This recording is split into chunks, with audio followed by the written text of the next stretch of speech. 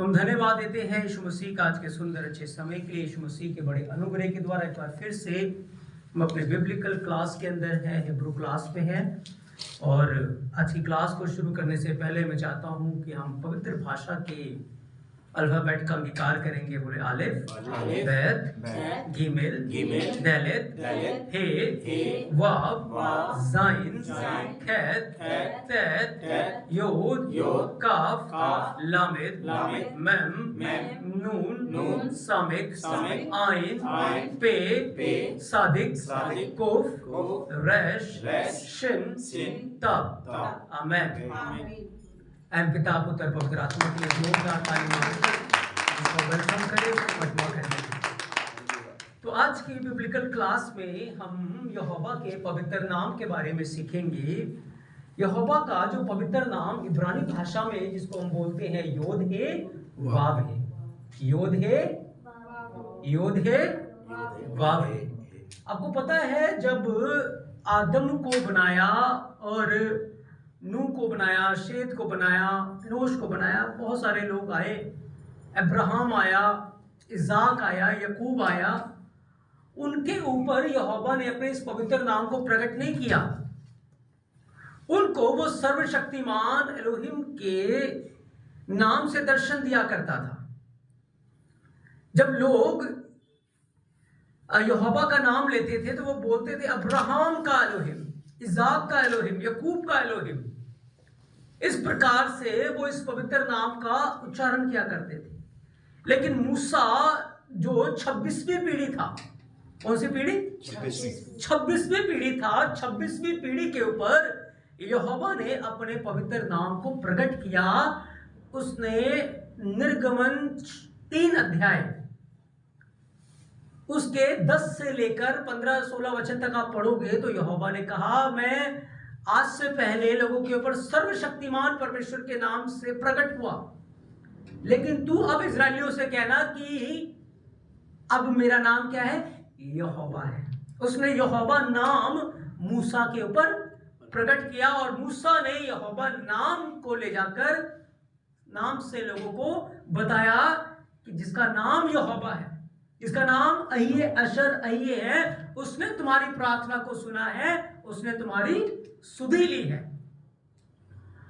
तो ये नाम बहुत पवित्र नाम है। इस नाम के अंदर बहुत सारे भेद हैं, बहुत सारे रहस्य हैं, बहुत गहराई और डीप बातें इसके अंदर छुपी हुई है मेरे प्रियो।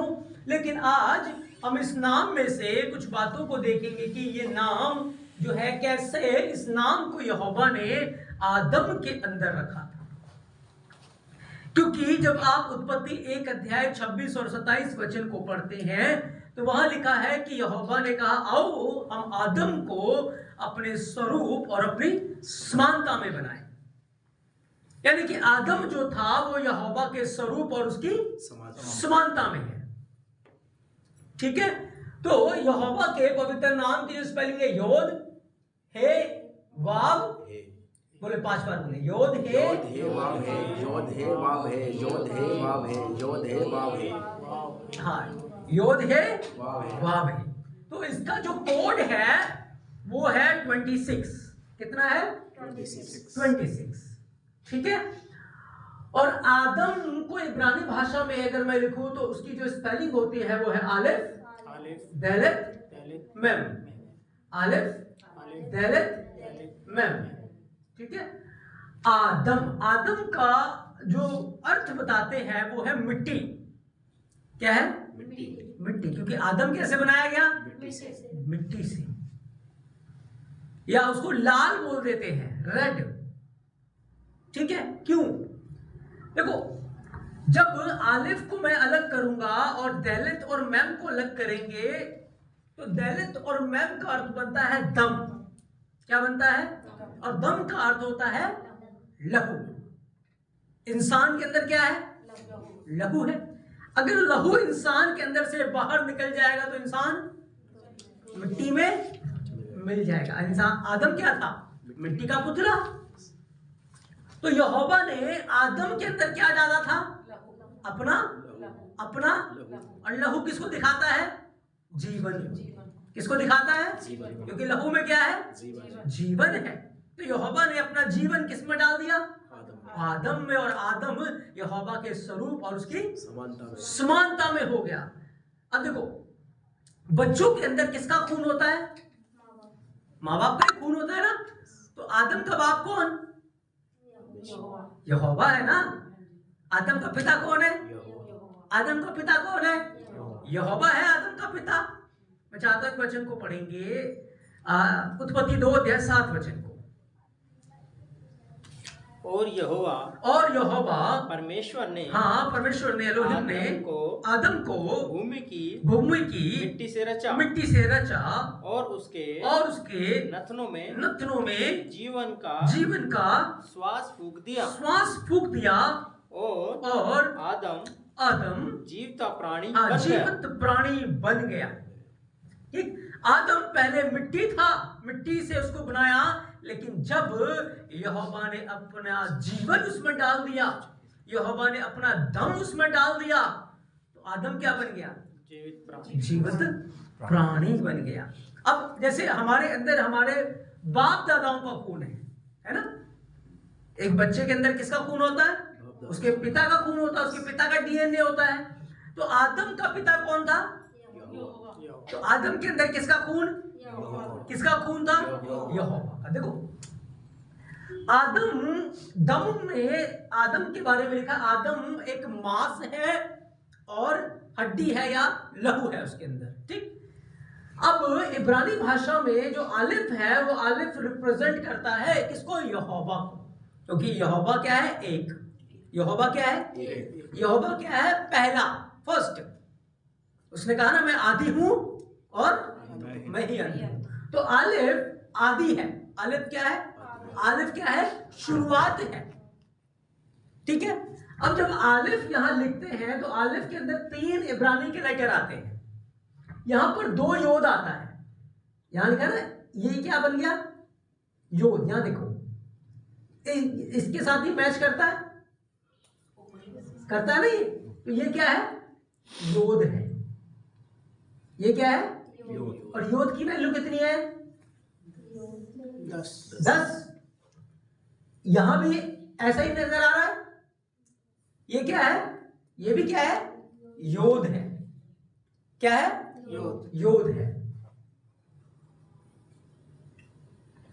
तो कितने योद है यहां पर? 2 योद की वैल्यू कितनी हो गई?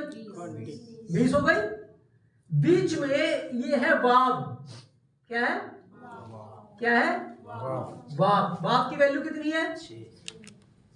तो टोटल आलिफ के अंदर हमें कितना कोड मिला? तो किसको दिखाता है ये? यहोवा। यानी कि आदम के अंदर यहोवा ने अपने आप को आदम के साथ क्या कर दिया? जोड़ दिया। तभी तो आदम किसके स्वरूप और समानता में बन गया? यहोवा के स्वरूप और उसकी समानता। क्योंकि यहोवा ने क्या किया? अपने आप को किसमें जोड़ा? अपने आप को किसमें रखा? आदम में। आदम किसकी संतान? यहोवा की। आदम का पिता कौन? और पिता का खून किसके अंदर था? आदम में था। समझ आया? इसीलिए आदम जो है यहोवा के स्वरूप और उसकी समानता में है। अब आदम के अंदर यहोवा का लहू है। किसका लहू? यहोवा का। किसका खून? यहोवा का लहू। और आदम यहोवा के स्वरूप में है, उसकी समानता में है। स्वर्गदूत भी उसे डरते थे। क्यों? क्योंकि वो यहोवा का स्वरूप है। स्वर्गदूत तो सेवा टहल करने वाली आत्मा है, लेकिन वारिस कौन होता है? पुत्र। वारिस कौन है? पुत्र है। तो आदम में किसका खून? उसके खून में राजशाही है। उसके खून में प्रभुता करना है। उसके खून में राज्य का अधिकारी होना है। क्योंकि बाप राजा तो बेटा भी तो राजकुमारी होगा ना। बेटा गुलाम तो नहीं होगा, है ना। तो आदम किसके स्वरूप में? किसके स्वरूप में था? यहोवा के स्वरूप और उसकी समानता में है। तो अब आलिफ में हमें कौन मिल गया? आलिफ में कौन मिला? यहोवा। कौन मिला? दलित में क्या मिला? दलित और मैम में क्या मिला? लहू। किसका लहू? तो आदम में किसका लहू? आदम में किसका लहू? यहोवा का लहू। किसमें? किसमें? आदम में। समझ आया? अब एक वचन को पढ़ेंगे, यूहन्ना 1 अध्याय 12-13 वचन को। यूहन्ना 1 अध्याय 12-13 वचन। परंतु जितनों ने उसे ग्रहण किया उसने उन्हें परमेश्वर के संतान होने का अधिकार दिया अर्थात उन्हें जो उसके नाम के ऊपर विश्वास रखते हैं वे न तो लहू से, याद रखे, ना लहू से, न शरीर की इच्छा से, न मनुष्य की इच्छा से, परंतु परमेश्वर से, एलोहिम यहोवा से, परमेश्वर से उत्पन्न हुए हैं। इसका अर्थ है जैसे आदम की उत्पत्ति ना मनुष्य से हुआ था, पर किससे हुआ था? यहोवा से। ऐसे ही हमारा आत्मिक जन्म, कौन सा जन्म? कौन सा जन्म? क्योंकि जब आदम ने पाप किया तो आलिफ अलग हो गया, दैलत और मैम, है ना? अब वो सिर्फ हड्डी और मांस बच गया, सिर्फ उसके अंदर खून बच गया, आलिफ तो हट गया। क्योंकि उसने क्या कर दिया? पाप कर दिया और गुनाह करके दर की ठोकरें खाने लगा। तो आलिफ तो हट गया, क्या बच गया? दैलत और मम, दम रह गया उसके अंदर, बस खून रह गया। खून के अंदर जो जलाल था, खून के अंदर जो महिमा थी, वो हट गई। क्योंकि क्या उसने कर दिया था? क्या कर दिया था उसने? पाप कर दिया था। अब जो पाप करके आदम खो बैठा था, एक बार फिर से यीशु मसीह ने अपने लहू के द्वारा, यीशु के लहू के द्वारा, वहां यहोवा ने क्या किया था? अपना लहू किसमें डाला? इधर मसीह ने क्या किया? अपना लहू कलीसिया के लिए, अपना लहू पुत्र के लिए, अपना लहू हमारे लिए। तो यही तो लिखा है, जितनों ने यीशु मसीह के ऊपर भरोसा, जितनों ने यीशु मसीह के ऊपर ईमान लाए, क्या किया उनको? किसकी संतान? किसकी संतान? जिस बाप से हम बिछड़ गए थे, उससे फिर से हमें किसके द्वारा? किसके द्वारा? किसके द्वारा? यीशु मसीह के द्वारा हमारा फिर से क्या करा दिया? क्या करा दिया? क्या करा दिया? तो अब हमारी जो पैदाइश होती है, हमारा जो आत्मिक जन्म होता है, वो किससे होता है? किससे होता है? 13 वचन पढ़ो। वे ना तो लहू से, न शरीर की इच्छा से, न मनुष्य की इच्छा से, परंतु परमेश्वर से उत्पन्न हुए। देखो, आप यीशु मसीह को आपने अपना उद्धारकर्ता स्वीकार किया, आपने आत्मिक जन्म लिया। ये इंसान की मर्जी नहीं थी। इसकी मर्जी नहीं थी, ये किसी इंसान की इच्छा नहीं थी, ना ये किसी इंसान के बस की बात थी। लिखा है, फिर से पढ़ो वचन, वे ना तो लहू से, यानी कि इसमें कोई इंसान का खून नहीं था शामिल। हाँ, ना शरीर की इच्छा से कि नहीं ठीक है मेरी, मैं चाहता हूं तो तू भी बन जा।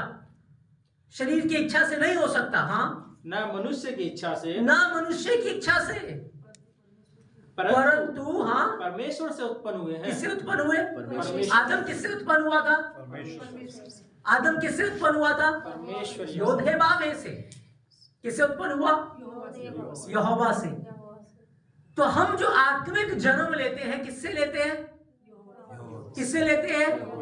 किससे लेते हैं? किसके द्वारा लेते हैं? मसीह के द्वारा। आत्मिक जन्म किससे लेते हैं? मसीह के द्वारा। यहोवा से। आत्मिक जन्म किससे लेते हैं? यहोवा से। किसके द्वारा लेते हैं? मसीह के द्वारा। किसके द्वारा लेते हैं? मसीह के द्वारा लेते हैं। समझ आया? तो अब मसीह ने हमारा बाप के साथ क्या करा दिया? क्या करा दिया? तो अब हम किसके पुत्र संतान हैं? परमेश्वर। उसका नाम क्या है? यहोवा। नाम क्या है? यहोवा। यहोवा किसकी संतान है? यहोवा पिता की। किसकी संतान है? किसकी संतान है? यहोवा पिता की संतान है। अब वो हमारा पुत्र है, वो सॉरी हम उसके पुत्र हैं। अब उसका लहू किसके अंदर? यहोवा का खून किसके अंदर है? मसीह का खून किसके अंदर है? तो क्या उस खून में पाप है? क्या उस खून में गुलामी है? क्या उस खून में बीमारी है? क्या उस खून के अंदर पाप है? नहीं। जो स्वरूप, जो समानता आदम पाप करके खो बैठा था, वो मसीह के द्वारा एक बार फिर से हमें दे दिया गया। मसीह के द्वारा वही स्वरूप, वही समानता हमें फिर से दिया नहीं दिया? दिया नहीं दिया? स्वर्गदूत आदम की सेवा टहल करते थे। हमारी करते हैं? करते हैं। सेवा टहल करने वाली तो आत्मा है। वो शैतान आदम के अधीन था, उसके ऊपर अधिकारी नहीं था। आदम के क्या हमारे अधीन है या नहीं है? है। क्योंकि उसने हमें सांपों बिच्छुओं को पांव तले रोदने का और शत्रु की सारी सामर्थ्य के ऊपर अधिकार दिया। जो स्वरूप, जो समानता हम पाप करके खो बैठे थे आदम में, मसीह ने अपने खून के द्वारा, अपने लहू के द्वारा वही स्वरूप, वही समानता, वही अधिकार, वही अथॉरिटी हमें फिर से तो दे दी। इसलिए हम पाप के तो गुलाम है नहीं, हम पाप के गुलाम नहीं है। लेकिन अब हमारा जन्म किससे है? किससे जन्म है हमारा? हमारा पिता कौन है? हमारा पिता कौन है? हम किसकी संतान है? हम किसकी औलाद है? हम किसकी औलाद है? यहोवा की औलाद है। हमारा आत्मिक पिता कौन है? कौन है? कौन है? यहोवा। Hallelujah, hallelujah. तो इस स्वरूप में, इस समानता में हमें बने रहना है कि हमारा जो आत्मिक जन्म हो गया है, अब हम इस संसार के नहीं हैं। अब हम उस पाप की गुलामी से छूट चुके हैं, आजाद हो चुके हैं। तो अब हमें उस स्वरूप में, उस समानता में हमें बने रहना है। हम पाप के गुलाम नहीं है कि आप पाप करो, आप बुराई करो। आप इस संसार के नहीं हो कि संसार की जैसी चाल चलो, संसार के जैसे काम करो। लेकिन आपके अंदर यहोवा का डीएनए है, आपके अंदर यहोवा का खून है, आपके अंदर उसका स्वरूप है, उसका अधिकार है। उसको लेकर आपको काम करना है। एक तो जैसे शैतान ने आदम को बहका दिया था, क्या कर दिया? आदम को बहका दिया था ना, और उसके अधिकार को उससे आपसे भी छीन सकता है। आपको बहका कर, आपको पाप में गिरा के, आपको धोखा दे के, आपसे मीठी मीठी बातें करके आपको पाप में गिराकर क्या करेगा? अधिकार। क्योंकि वो नहीं चाहता आप उसके ऊपर अधिकार जताएं। इसलिए जैसे आदम फंस गया उसकी चिकनी चुपड़ी बातों में, हवा फंस गई, आप फंसोगे? नहीं। फंसोगे? बताओ। नहीं। किसकी संतान हो? यहोवा की। आपकी आइडेंटिफिकेशन क्या है? आप किसकी संतान है? यहोवा की। किसके लहू के द्वारा छुटकारा हुआ? मसीह के लहू के द्वारा। हालेलुया।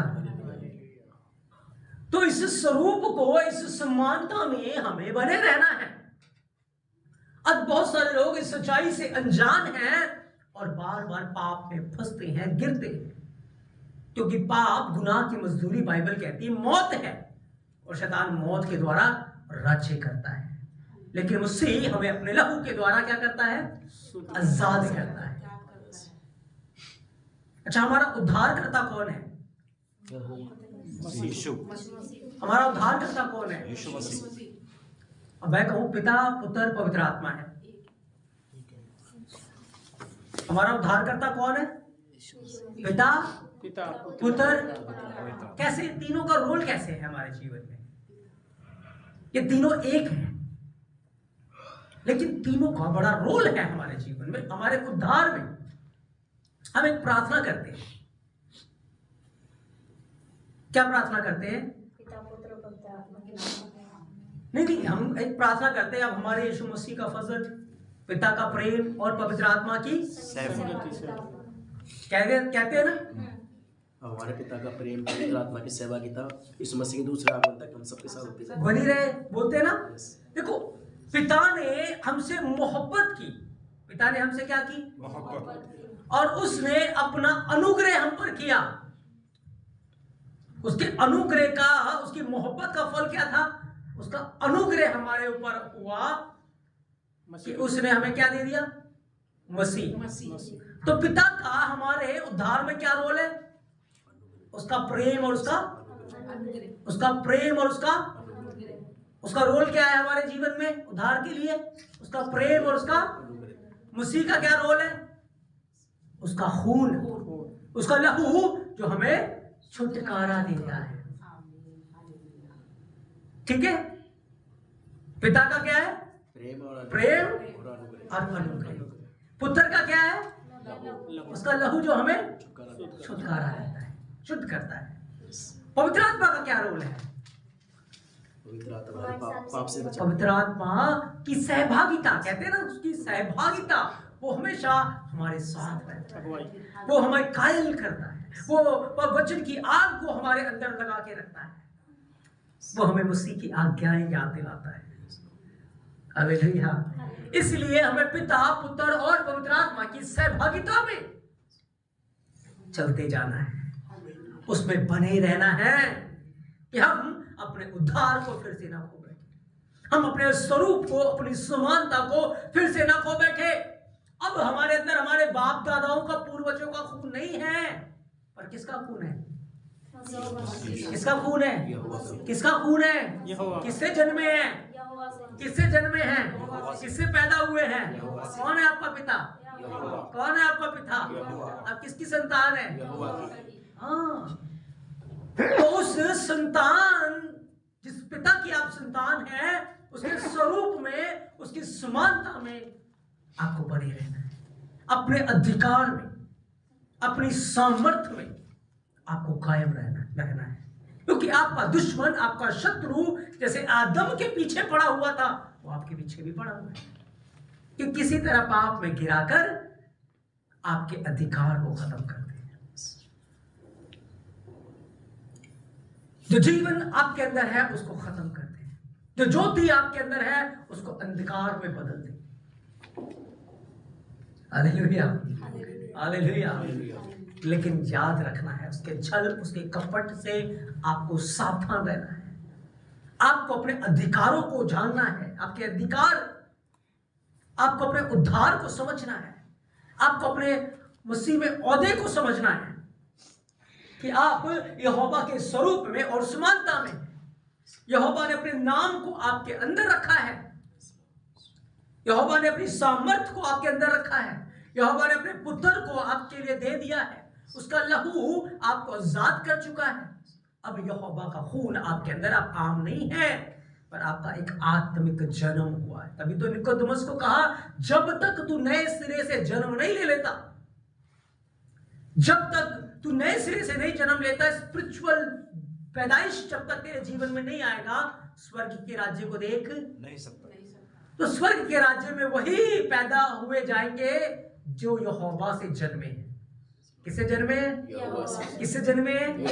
किससे जन्मे?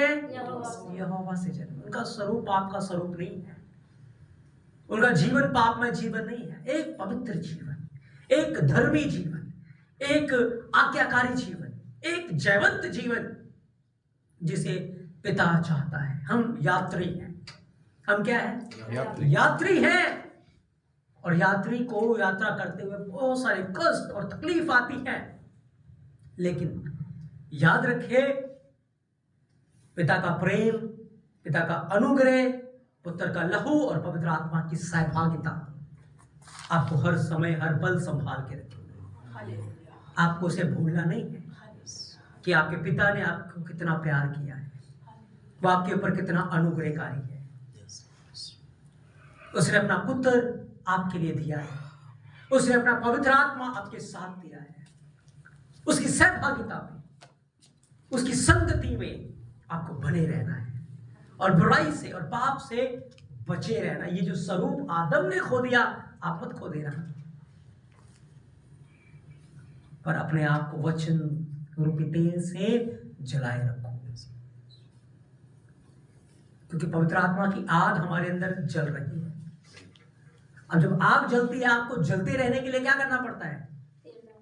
क्या क्या करना पड़ेगा? वचन तेल है। जब आप वचन अपने अंदर डालते जाओगे तो आग जलती रहेगी, और वचन अगर आप नहीं डालोगे तो आग क्या हो जाएगी? बुझ जाएगी। इसलिए वचन रूपी तेल अपने अंदर डालते रहो, पवित्र आत्मा की सहभागिता में, उसकी संगति में बने रहो, ताकि अनंत जीवन पाओ। बतेरे गलत शिक्षाएं, गलत विचार, गलत चीजें जैसे आदम के पीछे पड़ी हुई थी, मसीह के पीछे पड़ी हुई थी, यूसुफ के पीछे पड़ी थी, दाऊद को देख लो, है ना। कितने मैं उदाहरण आपको बाइबल से दूं, जिनको बार बार वो चाहता था कि ये जब नए सिरे से जन्म ले चुके हैं, इनको फिर से पाप में गिरा दे, उनके पीछे पड़ी रही। लेकिन यूसुफ जयवंत रहा, मूसा जयवंत रहा, यीशु मसीह ने जय पाया, और फिर से उसने उस महिमा को, उस जलाल को हासिल किया। अब हमारे पास है अवसर, हमारे पास है, अनंत जीवन का मुकुट हमारा इंतजार कर रहा है, महिमा का मुकुट हमारा इंतजार कर रहा है। स्वर्ग के अंदर ओ पिता ने हमारे लिए एक मेज बिछाया है, सिंहासन लगाया है, महिमा का मुकुट रखा है, अनंत जीवन का मुकुट रखा है।